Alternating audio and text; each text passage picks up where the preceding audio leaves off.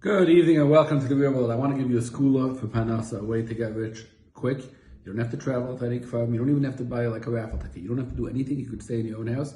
And if you listen to this, you're gonna get rich. Tehillah Babavuv Shlomo Caesar Remez in this week's parsha to a thought that goes way before him, to the earlier Hasidic rabbis. The pasuk says that Yosef told his brothers, "Don't feel bad. Don't be sad about the fact that you sold me." He was trying to placate them, to tell them, "Don't feel bad. I have no tennis on you. Don't be sad. Don't feel bad that you sold me. Hashem sent me down here before you to provide for you, for panasa, for sustenance, to be able to take care of my family." He says, "Don't feel bad that you sold me. Hashem wanted me here to provide for you." The Bab Vuv says, "The Karem is in this week's parsha." A little hakdama, a little introduction. The Rebbe Rabbinim, I wouldn't say such a thing myself. I don't know that people could, but the Rebbe Rabbinim could have brought that in Shich Safakah. She once said over, he said, "How come you see that big Oivdei Hashem, big tzaddikim, sometimes struggle tremendously with panasa, and simpler people who don't seem that busy, that preoccupied with the next world, do very nicely?"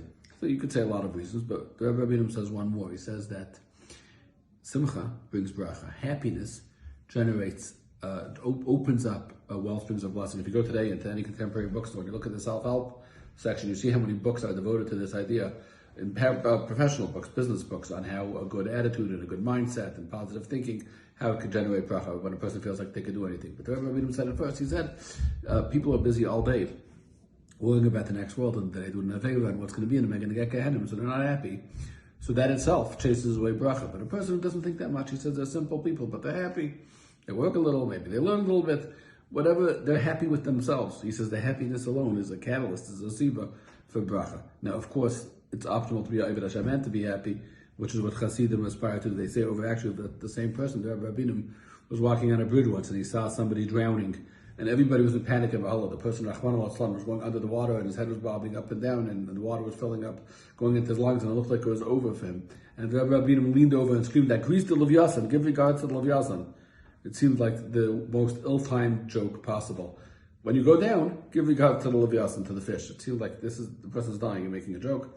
And the person looked startled at what the Rebbe said, and he fought back and he fought the waves and he made it to the seashore. And he said later that when the Rebbe made a joke, like there was the surge of chiyas in him. I don't know if he laughed or if he found it funny, but it woke something up in him that empowered him to fight back. It's not a hard thing to understand.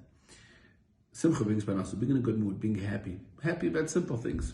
Making sure that the matzah in your house is good, that you're happy, that the matzah inside you is good. That itself, the Rebbe's taught us, is a skula, is a sibra for panasa. Listen to the way you read the pasuk. To the brothers, don't be sad. Don't beat yourselves up. Don't feel bad about the fact that you sold me. If